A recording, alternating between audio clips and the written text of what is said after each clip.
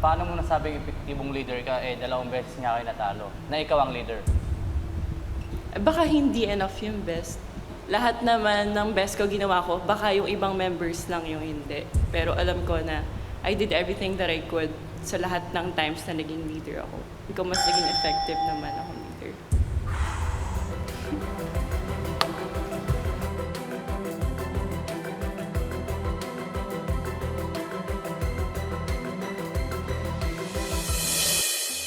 Huling sumalang si Diana sa harapang tapatan.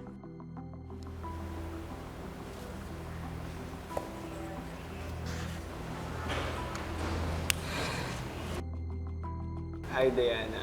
Ay, Twice kang naging leader ng weekly task natin. At twice din yun ang pagkakataon na natalo tayo sa weekly task natin. May mga iilang nagsabi na natalo dahil hindi ka raw naging epektibong leader. Ngayon, sa tingin mo ba ay karapat-dapat maging big winner ang isang hindi epektibong leader? oo nga, twice ako naging leader, twice din natalo. Pero feeling ko, naging effective naman akong leader. Kasi alam ko naman na dun sa may dalawang tasks na yon, ginawa ko lahat ng best ko, kinontribute ko lahat ng ideas ko, which I think is all effective. At saka sinasabi nga natin nun, kasi since again team leaders tayo nun, parang we could only do so much and ginawa natin lahat nun. Alam ko yun. Paano mo nasabing epektibong leader ka, dalawang beses nga kayo natalo, na ikaw ang leader? Baka hindi enough yung best. Lahat naman ng best ko ginawa ko, baka yung ibang members lang yung hindi. Pero alam ko na I did everything that I could sa lahat ng times na naging leader ako. Ikaw mas naging effective naman ako leader.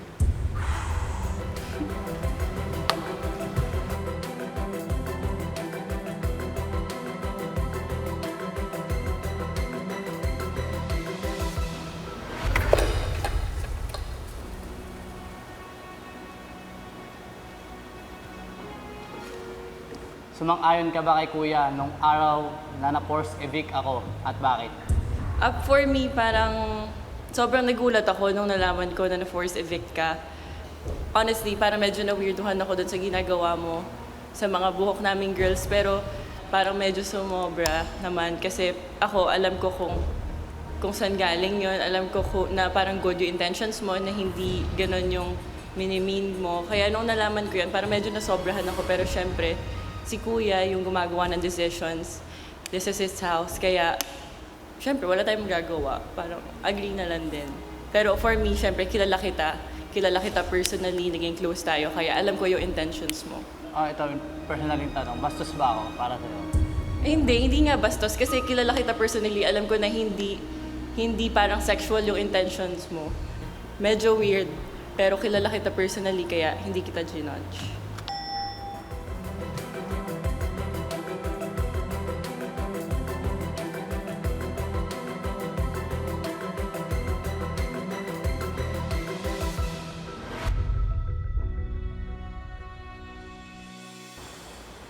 Diana, sa tingin mo ba ay mas deserving ka mapabilang sa Big Four kaysa sa Kiwi sister mong si Frankie, at bakit?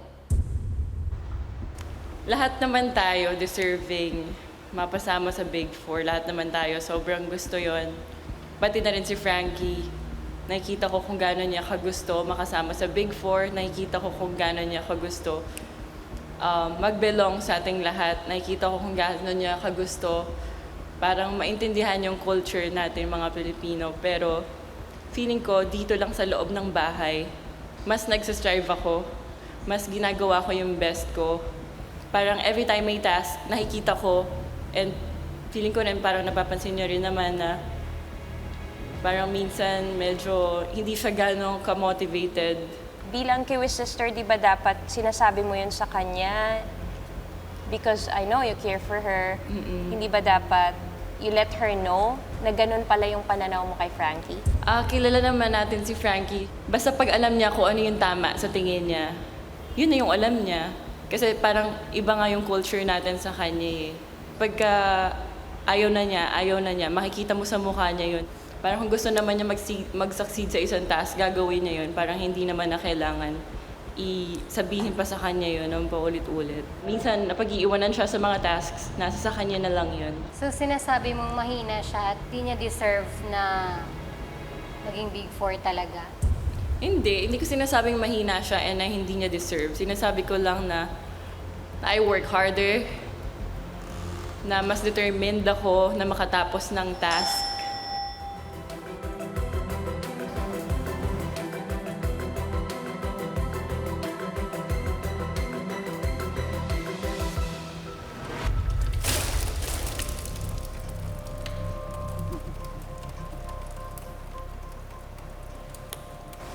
Diana, you once questioned Sky's sincerity nung tungkol sa'yo and sinabi mong wag na lang nga siya ipilit, no? Pero ayun, pagkatapos nito, parang naging mas close kayo ni Sky. So, question ko is, nagkaroon ka ba ng feelings for Sky? May feelings ka na ba for Sky or pinapaasa mo lang siya? And playing safe ka lang ba? Hindi ako nagpa-playing safe. Gusto ko lang talaga na makilala ko yung tao muna bago magpunta dun sa may, parang sa may next stage. Kung ano man yung next stage. Parang gusto ko muna maging friends dun sa tao. As in, yung friend lang talaga. Kasi yun sa mga naging partners ko rin before, parang bago kami nagpunta dun sa next stage nga, kinilala ko muna. Parang gusto ko friendship yung foundation ng relationship. Yung question is, may feelings ka na ba kay Sky or pinapaasa mo lang siya?